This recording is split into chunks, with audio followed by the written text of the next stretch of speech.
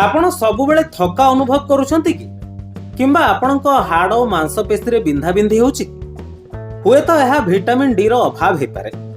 आम शरीर रो हाड़ मजबूत करिबा एवं रोग प्रतिरोधक शक्ति बढ़ाइबा पई विटामिन डी निहाती आवश्यक। आसंतु जानिबा विटामिन डी सप्लीमेंट एवं एहार चमत्कारी उपकारिता विषय रे। आजिकाली रो व्यस्तबहुल जीवन रे आमे प्रायतः घर भितरे बा ऑफिस रो एसी रूम रे निजर अधिकांश समय बिताउछु। सूर्य किरण आम देहरे बाजिबा बहुत कमी गलानी। आमे बाहर को गले मध्य सनस्क्रीन लगे बाहरुछु, जहा फल रे आजिकाली अधिकांश लोक अकारण रे थकापण, गोड़ हाथ बिंधा एवं दुर्बलता अनुभव करुचंते। आपण जानନ୍ତି कि एहार मुख्य कारण कोन हे पारे? एहा हेउची शरीर रे विटामिन डी रो अभाव। आज आमे विस्तृत भाव रे जानिबा विटामिन डी आम शरीर पई काहेकि एते गुरुत्वपूर्ण एवं सठिक सप्लीमेंट केमिति बाछिबे। विटामिन डी को सनशाइन विटामिन मध्य कहा जाए। आम शरीर रे हाड़ मजबूत करिबारे एहार भूमिका सबुठारु बड़ा।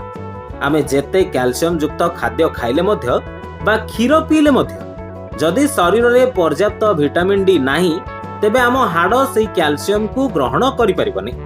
एहा बिना आम हाड़ धीरे धीरे फंपा एवं दुर्बल हो जाए। दीर्घ दिन धरी यह अभाव रहिले ऑस्टियोपोरोसिस भली गंभीर रोग हेबार आशंका बढ़ी जाए। वयस्क लोकंक क्षेत्र रे एहा आंठुगंठी बात एवं अंटा बिंधार मुख्य कारण साजी थाए। तबे केवल हाड़ नुहे बरं आमर रोग प्रतिरोधक शक्ति बा इम्यूनिटी सिस्टम को मजबूत रखिबारे मध्य विटामिन डी रो एक बड़ भूमिका रहिছে।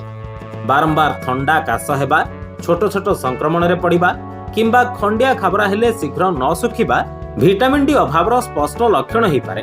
यह छड़ा अत्यधिक केश झड़िबा एवं मन सबुबेले उदास रहिबा मध्य ए विटामिन डी सहित जड़ित। मस्तिष्क को सुस्थ रखिबारे एवं डिप्रेशन बा मानसिक चापरु मुक्ति देबारे विटामिन डी अद्भुत भाव काम करिथाय। साधारणतः आमको सकाळर कଅଁଳ खरा, छतु, क्षीर, अंडार हळदिया अंश एवं सामुद्रिक माछरू विटामिन डी मिलिथाय।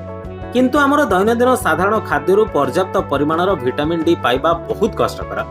विशेषकर जो माने संपूर्ण शाकाहारी सेमानक शरीर रे एहार अभाव अधिक देखा जाए। सेतिपई विशेषज्ञ एवं डाक्टर माने बाहरु विटामिन डी सप्लीमेंट नेबाकू परामर्श देथान्ते। आजिकाली बाजार रे अनेक प्रकारर टॉप क्वालिटीर सप्लीमेंट उपलब्ध अछि जहा आपनकू सहायता करि परिबा। तबे गोटाए कथा निश्चय मने रखिबे, निज इच्छा रे अत्यधिक मात्रा रे सप्लीमेंट खाइबा शरीर पई विषाक्त होई पारे। कौनसी भी सप्लीमेंट आरंभ करिबा पूर्वरु निजर विटामिन डी रक्त परीक्षा निश्चय करंतु एवं निज डाक्टर परामर्श क्रमे ही डोज निर्धारण करंतु।